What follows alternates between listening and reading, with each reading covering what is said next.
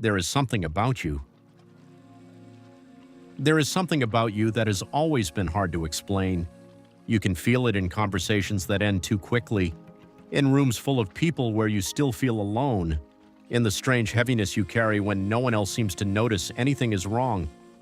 You have tried perhaps to be more like the people around you, to care about the things they care about, to want what they want. But something in you keeps pulling back. If that is your experience, this video is not a coincidence. Most people move through life on a kind of automatic current. They follow the path laid out before them: school, work, routine, distraction, and they do not question it too deeply. Not because they are shallow, but because the noise of everyday life is loud enough to drown out the deeper questions.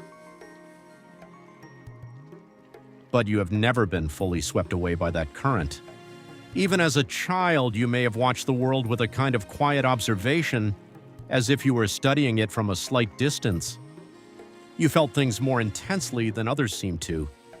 You noticed things others overlooked: the mood in a room before anyone spoke, the sadness behind someone's smile, the hollowness inside celebrations that were supposed to feel joyful.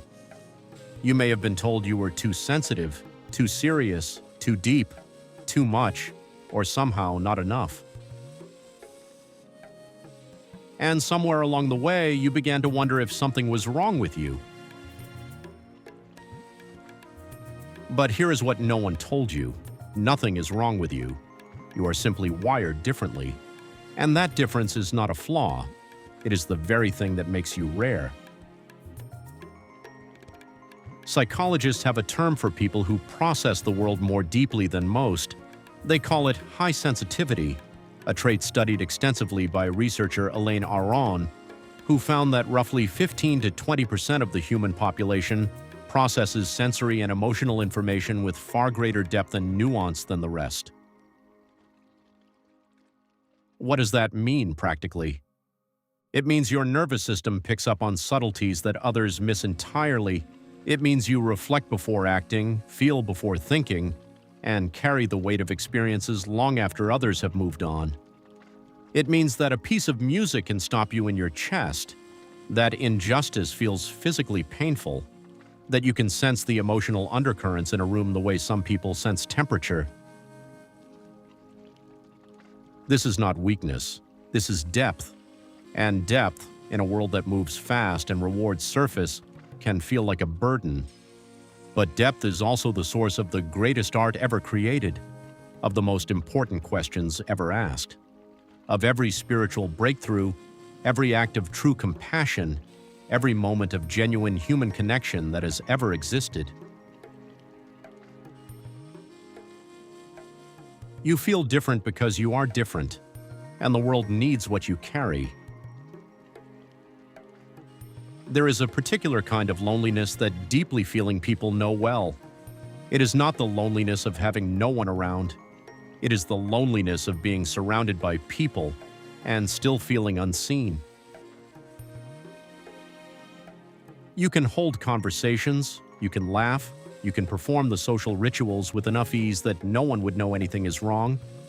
But inside, you are searching for the conversation that goes somewhere real, for the person who doesn't flinch when you bring up the things that actually matter to you, for the space where you do not have to shrink yourself down to fit. The philosopher Albert Camus once wrote that the absurd arises when the human need for clarity meets the world's silence. For people like you, there is a version of that absurdity in every shallow interaction, a hunger for meaning, meeting a world that keeps offering distraction.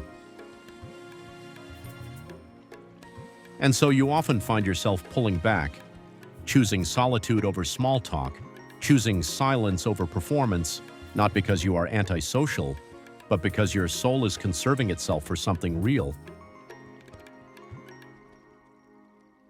This is not isolation, this is discernment. Across every ancient tradition, from the Stoics of Greece to the mystics of the East to the indigenous wisdom keepers of every continent, there has always been a recognition that certain souls come into the world carrying a different quality of awareness. The Stoics called it logos, a participation in the deeper rational order of the universe, available only to those willing to look beyond appearances. The Buddhist traditions spoke of bodhicitta, an awakened heart that feels the suffering of all beings as its own. The Sufis spoke of the dil, the heart that is so open it becomes a mirror for the divine. These traditions did not see this depth as a curse to be managed. They saw it as a calling to be answered.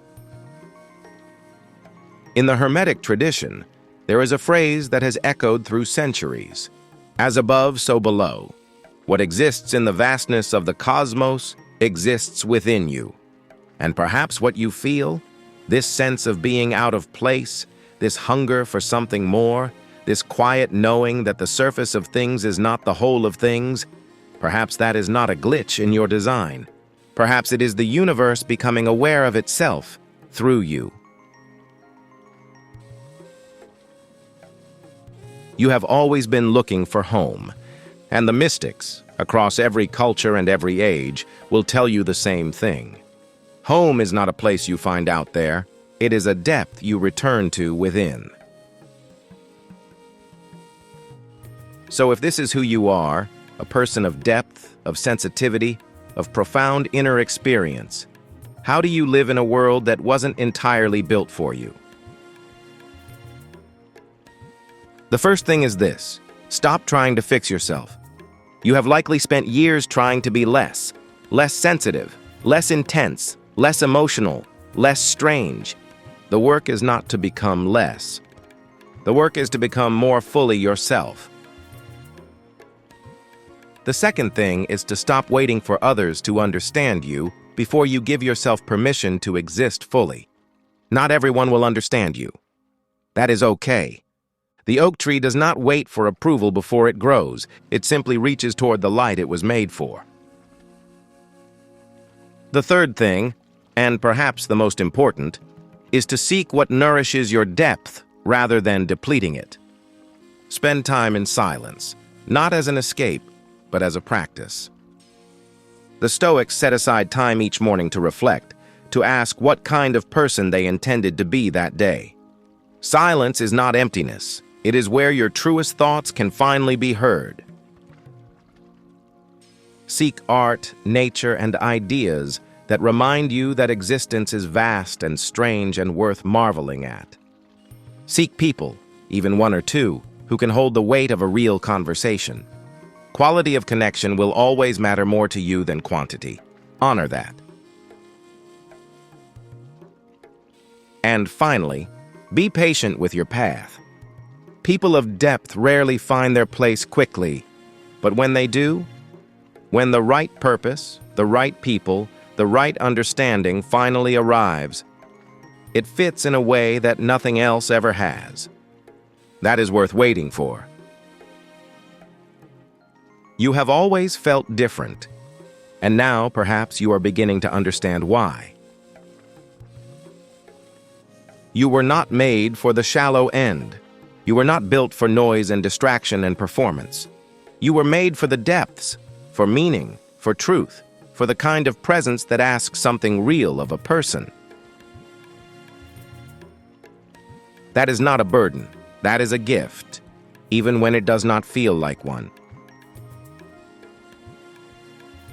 If this video reached something inside you today, then you are not alone in what you carry. There are others like you, searching, feeling, wondering. And perhaps this is one small place where you have been seen. Take care of yourself and go gently. And remember, the things that make you feel out of place here are the very things that will one day bring you exactly where you belong. If this spoke to you, subscribe. There is more here for people like you. And leave a comment below with one word that describes how you feel after watching this. Just one word. I read every single one.